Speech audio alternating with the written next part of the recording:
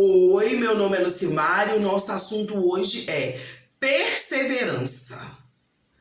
No livro de Gênesis, capítulo 2, versículo 17, está escrito: Mas da árvore do conhecimento do bem e do mal, dela não comerás, porque no dia em que dela comeres, certamente morrerás. A revelação que podemos ter lendo esse versículo é: quem tem muito conhecimento é como morto, pois já reconhece a tragédia antes que ela venha acontecer. Então, sofre com antecedência, vive angustiado, deixa de acreditar nas pessoas e, às vezes, passa a desconfiar até de Deus, pois passa a achar que muitas tragédias poderiam ter sido evitadas por Deus. E como Adão e Eva, após comer o fruto proibido, se sentiram nus. Quem tem muito conhecimento também se sente nu, se sente desprotegido, se sente desamparado e começa a antecipar sofrimentos. Perde a inocência, perde a esperança de dias melhores. A ignorância é um véu que cobre as pessoas. Só as deixa sofrer após a tragédia consumada. E se a pessoa for bem ignorante, no sentido de ser desinformado sobre aquele assunto em questão, mesmo após a tragédia, ela não sabe a dimensão daquela tragédia e continua vivendo sua vida simples, sem muito sofrimento, mantendo até um pouco de alegria, mantendo a esperança. Então, quando Deus falou para Adão: não coma do fruto da árvore do conhecimento do bem e do mal, Deus estava protegendo Adão e sua família. Deus os estava protegendo de sofrimentos antecipados. Deus o estava protegendo de viver a morte em seu espírito, de conviver com sentimentos ruins que tiram um pouco da alegria do ser humano. Dela não comerás. Quantas vezes ouvimos isso de Deus? Meu filho, não leve coisas amaldiçoadas para sua casa, para não sofrer. Mas, como Adão, desobedecemos, levamos coisas amaldiçoadas para nossa casa. E assim, sofremos consequências terríveis pelos nossos atos. No livro de Deuteronômio, capítulo 7, versículo 26, está escrito: não leve coisa alguma que seja detestável para dentro de casa, senão também vocês serão separados para a destruição. Considera-na proibida e detestem-na totalmente, pois está separado para a destruição. A maioria de nossos sofrimentos é buscados pelas nossas próprias mãos. Eles se iniciam por um pensamento, passam pela nossa cobiça, virando um desejo do nosso coração. Começa a arder dentro de nós, como se estivéssemos com febre. E mesmo sabendo do perigo que estamos correndo, o transformamos em realização. Porque no dia em que dela comeres, certamente morrerás. E é isso que Deus estava revelando a Adão naquele momento. O dia que me desobedeceres, certamente morrerás. Podemos pensar que na maioria das vezes que se fala que o pecado leva à morte, está se referindo à morte espiritual. Porém, existem pecados que levam diretamente para a morte física também. Há um vínculo forte entre a morte física e o pecado. Podemos observar que morrem mais pessoas por desobediência do que por idade avançada. Morre-se em acidentes automobilísticos, de carro, de moto, por estarem em alta velocidade, por desobedecerem às leis de trânsito. Morre-se em acidentes de avião, por enfrentarem tempestades ou colocarem aviões velhos sem manutenção devida no ar, por imperícia ou por imprudência de pilotos. Morre-se por acidentes em barco, por excesso de lotação e falta de equipamentos de socorro. Enfim, morre-se por todos os tipos de acidente causados pela ambição humana, por negligência e imprudência dos homens. Morre-se também por assassinato, autoextermínio, tristezas, feridas na alma, que levam as pessoas a se destruírem através de vícios lícitos e ilícitos, alimentos multiprocessados, alimentos em excesso, que os fazem ser acometidos por diabetes, hipertensão, obesidades. Deus é bom. Sim, Ele é bom em tudo o que faz. E não estamos falando da teologia que criou um Deus bonzinho. Sim, aquele Deus que faz tudo o que as pessoas querem. Aquela teologia que transforma Deus em um garçom para trazer os pedidos aos seus clientes, os frequentadores de igreja. Deus é bom porque Ele é bom em tudo o que faz. Se Ele vai dar vida, Ele a dá com abundância. Mas se Ele entrega as pessoas aos seus próprios desejos, se as pessoas se afastam de Deus, se elas escolhem o caminho largo, deixam o caminho estreito, se elas abandonam Deus, Ele as entrega para viver e também para morrer em seus próprios pecados. E Deus é muito bom em tudo o que faz. Como está escrito na carta de Paulo aos Romanos, capítulo 1, versículo 28. Além do mais, considerando que desprezaram o conhecimento de Deus, Ele mesmo os entregou aos ardis de suas próprias mentes depravadas, que os conduz a praticar tudo o que é reprovável. Como também está escrito no Salmo 81, versículo 12.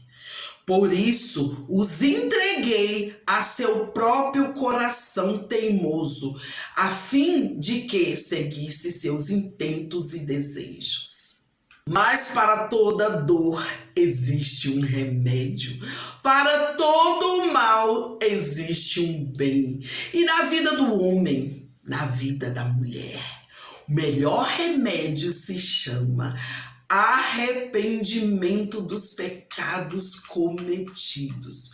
O arrependimento muda tudo. O arrependimento leva ao perdão. E o perdão livra multidão do inferno. O remédio para a morte física é a ressurreição.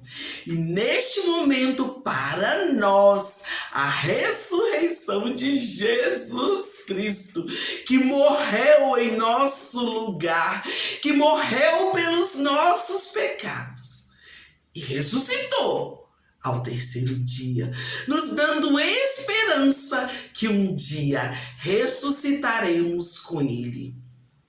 O remédio para a morte espiritual é o retorno para a comunhão com Jesus Cristo. É novamente reconhecermos que somos falhos, que somos pecadores. O remédio é voltarmos para Jesus humildemente, suplicando que Ele nos receba como filho, seguindo o exemplo do filho pródigo. Se humilhar diante da potente mão de Deus, deixando que Ele dirija novamente as nossas vidas, deixando que Ele seja o nosso Pai. Morte é a retirada do espírito do corpo. Corpo vai para a terra e o espírito volta para Deus. No Evangelho segundo Mateus, capítulo 10, versículo 28, está escrito: não tenha medo dos que matam o corpo, mas não podem matar a alma. Antes, tenha medo daqueles que podem destruir tanto a alma como o corpo no inferno. O homem só pode matar o corpo, não pode matar a alma. Morte, desintegração da unidade homem. Separação entre o corpo, a alma e o espírito. Segundo a Bíblia, a morte veio como punição de Deus para Adão. Isso está escrito no livro de Gênesis, capítulo 3, versículo 22. Então, disse o Senhor Deus: eis que o homem é como um de nós, sabendo o bem e o mal. Ora, para que não estenda a sua mão e tome também da árvore da vida e coma e viva eternamente. A morte entrou pelo pecado. A morte é expressão e aplicação da ira divina. Um castigo pelo pecado. Mas, infelizmente, existe uma morte que não tem remédio para ela. A morte eterna. Esta não tem remédio. Quem a tiver vai direto para o inferno, direto para o tormento eterno, para o lago de fogo com Satanás e seus anjos.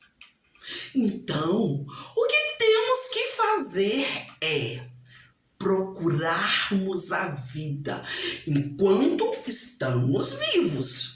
E a Bíblia nos fala que só Jesus, sim, só Jesus Cristo é o caminho, a verdade e a vida. Então a solução é vivermos nossa vida com Jesus Cristo. Vivermos nossa vida junto com Jesus Cristo, obedecendo a Deus e amando a Deus sobre todas as coisas e amando o nosso próximo como nós amamos a nós mesmos. Temos que ter vida para irmos para a vida eterna. E assim que resgatarmos o que perdemos. E o que perdemos? Perdemos a nossa vida com Jesus Cristo.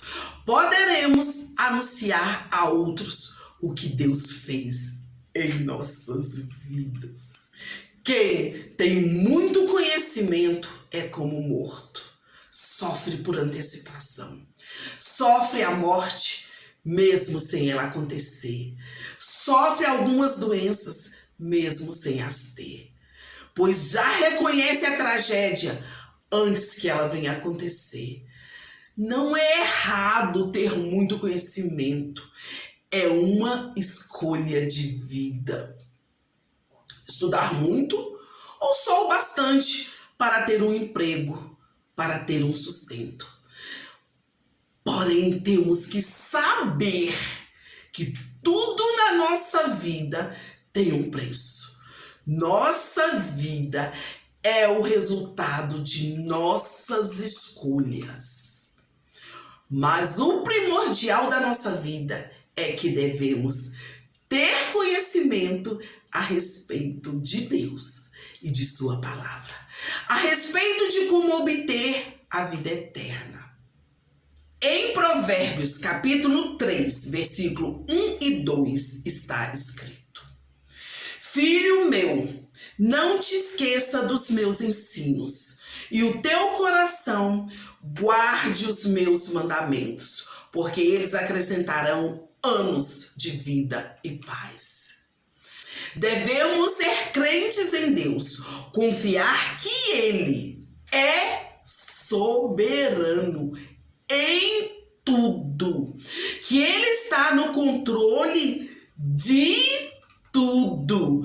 Com isso, não sofreremos com antecedência, não viveremos angustiado, não viveremos desconfiado das pessoas, não desacreditaremos de Deus e saberemos que muitas tragédias acontecem por causa do pecado, por causa da desobediência a Deus. Devemos fazer todas as nossas escolhas conscientes do preço que vamos pagar por cada uma delas. Pois Deus resolveu trabalhar com os homens.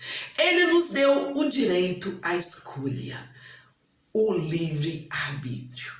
E Ele não quebra os seus próprios princípios.